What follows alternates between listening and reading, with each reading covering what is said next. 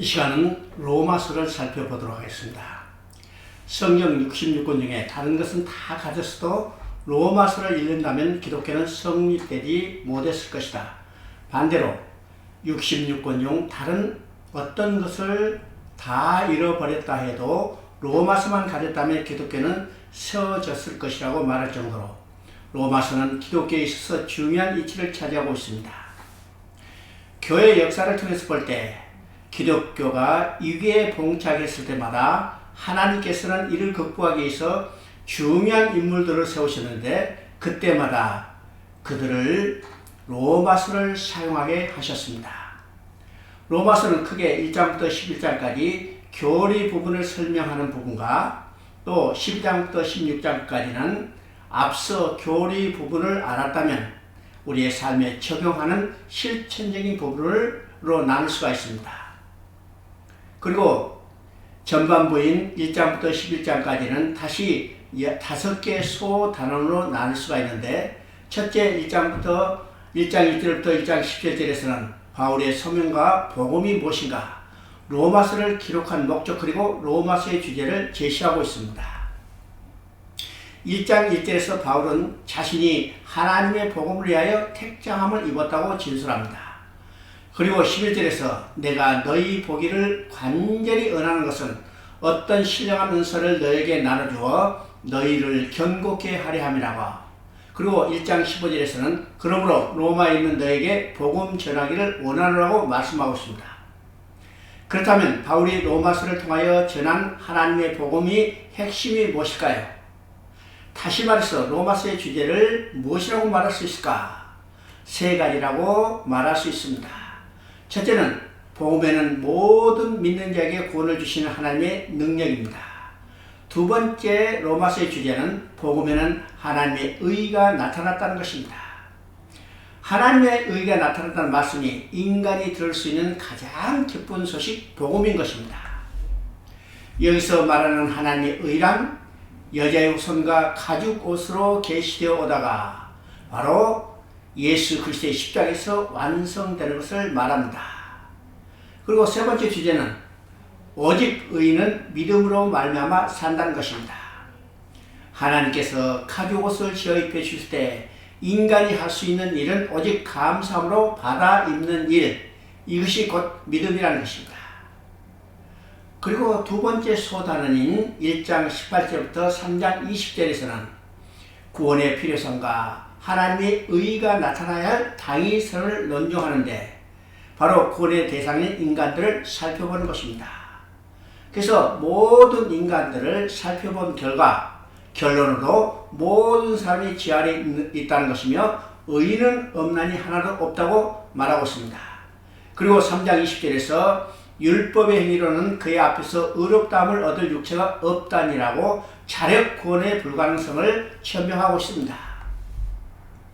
세 번째 소단원인 3장 21절부터 5장 21절은 우리가 구원론이라고 말합니다. 먼저 3장 21절에서 31절까지 해서 모든 인간은 하나님 앞에 죄인인데 예수 그리스도를 통해서 모든 사람을 죄에서 구원하시는 하나님의 은혜로 의롭다 하심을 얻었다는 것을 진술하고 있습니다. 이것을 우리가 요약해서 정리해보면 하나님께서 이루어 가시는 구원 계획은 첫째는 구원 계획을 세우신 분은 성부 하나님이시라는 것입니다. 두 번째, 구원 계획을 성취하신 분은 예수 그리스도이십니다. 세 번째, 구원 계획의 중심은 하나님께서 자기 아들을 화목제물로 삼으신 것입니다. 그리고 네 번째, 화목제물의 필수 요건은 피의 흘림입니다. 그리고 마지막으로 다섯 번째는 구원의 조건은 오직 믿음이라는 것입니다. 그리고 4장에서는 앞서서 믿음으로 의롭다함을 얻게 된다고 했으니까 믿음으로 얻게 된 대표적인 신뢰로서 아브라함과 다윗을 증언하고 있습니다. 바로 이들은 친일을 통하여 인간이 하나님 앞에 의롭다함을 얻은 것, 곧 인간의 행위나 어떤 외적인 조건들에 의해서가 아니라 오직 믿음에 의한 것이라는 사실을 강하게 이 두 사람을 예표로 보여서 입증해 보인 것입니다. 5장에서는 시기를 얻은 성도가 얻은 결과가 무엇이며 곧 구원의 결과, 구원받은 자가 누릴 축복이 무엇인가를 설명하고 있습니다. 그 축복은 첫 번째, 하나님과 화평하게 되었다는 것입니다. 두 번째는 은혜 안에 들어감을 얻게 되었다는 것입니다. 세 번째는 궁극적으로 하나님의 영광에 참여하는 자가 되었다는 것입니다. 이것이 우리가 예수를 믿는 교회에 다니는 궁극적인 목적인 것입니다. 그리고 5장 12절부터 21절까지에서는 앞서서 논증한 정죄와 칭의의 원리가 무엇인가를 설명하는데 바로 대표성의 원리를 가지고 설명합니다. 아담 한 사람으로 말미암아 죄가 세상에 들어오고 죄로 말미암아 모든 사람에게 미치게 된 죄와 사망에 이르게 됐다는 것입니다. 그러나 하나님의 은혜와 또 한 사람 예수 그리스도의 은혜로 말미암아 많은 사람들에게 선물로서 의롭다 하심에 이르게 됐다는 것입니다. 그래서 믿음으로 구원을 얻은 자들은 그리스도 안에서 죄와 사망의 사슬이 끊어지고 영생을 맛보게 된다는 것입니다. 네 번째 소단원인 6장부터 8장까지에서는 이미 의롭다함을 얻은 자들이 죄악된 세상에서 어떻게 그들의 삶을 극복해 나갈 것인가 하는 성화의 문제를 다루고 있습니다. 죄에 대해서 죽고 하나님께 대해서는 살았다는 믿음을 지닌 자들이 이제 하나님의 은혜에 온전히 순종함으로 모든 죄악을 대체하고 정복해 나가는 그리스도의 영적 군사로서 일어설 것을 촉구합니다. 이로써 율법이 규정한 죄의 노예가 아닌 하나님을 섬기는 자가 되는 것입니다. 바울 사도는 8장 1절에서 그러므로 이제 그리스도 예수 안에 있는 자에게는 결코 정죄함이 없나니라고 선언합니다. 그리고 33절 34절에서는 누가 능히 하나님의 택하신 자들을 송사하리요 의롭다 하신 이는 하나님이시니 누가 정죄하리라고 말씀합니다. 35절에서는 누가 우리를 그리스도의 사랑에서 끊으리요 39절에서 높음이나 깊음이나 다른 아무 피조물이라도 우리를 우리 주 예수 그리스도 안에 있는 하나님의 사랑에서 끊을 수 없느니라고 단언합니다. 이보다 성도를 경고케 해주는 말씀은 달리 없습니다. 그리고 9장부터 11장에서는 구약의 선민인 이스라엘의 역사 속에 나타난 하나님의 주권적 구원의 섭리를 언급하면서 이신칭의의 진리는 이스라엘 백성들에게도 동일하게 적용되는 것임을 언급하고 있습니다. 바울은 하나님의 구원계획을 이루어가신 경륜을 첫째 단계는 대다수의 이스라엘이 오신 메시아를 거부하고 그들이 불신이며 곧 오신 메시아 예수 그리스도를 거부한 것입니다.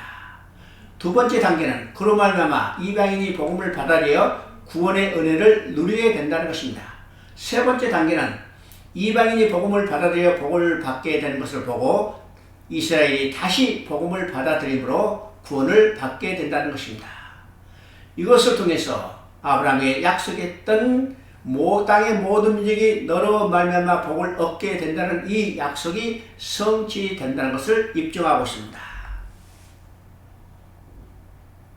그리고 12장부터 두 번째 부분에서는 앞에서 이신칭의 구원의 교리를 설명한 바울이 이에 따른 의의 실천 곧 성도들의 각종 실천 윤리를 첫 번째 하나님과 관계, 교회와 관계, 사회와 관계, 국가와 관계, 이웃과의 관계, 개개인의 경건의 삶 그리고 다른 성도들과의 관계 등 7가지 분야로 나눠서 가르치고 있습니다.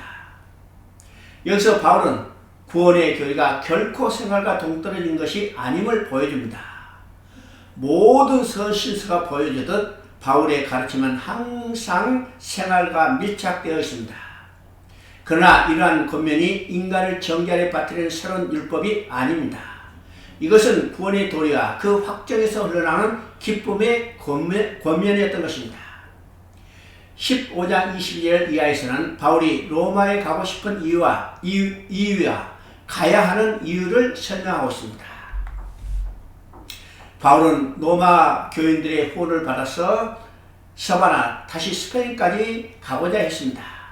당시 1세기의 지정학적 지식으로는 스페인이 바로 땅끝이었기 때문에 땅끝까지 복음을 증가해서 서바나로 가고 싶은 마음이 간절했습니다. 그리고 마지막 16장에서는 바울은 여러 사람들에게 문안하고 있습니다.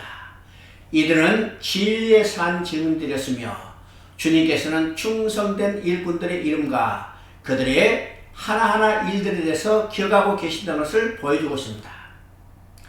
이렇게 하나님은 우리들의 이름과 우리들이 한 일들을 생명책에 기록해 두실 것입니다. 마지막으로 이단에 대한 경계와 로마서를 기록한 목적인 복음으로 경계해 줄 것과 믿어 순종하라는 이 로마서를 기록한 목적을 강조하면서 지혜로우신 하나님께 예수 그리스도로 말미암아 영광이 세세 무궁하도록 있을지어다 아멘하고 마치고 있습니다.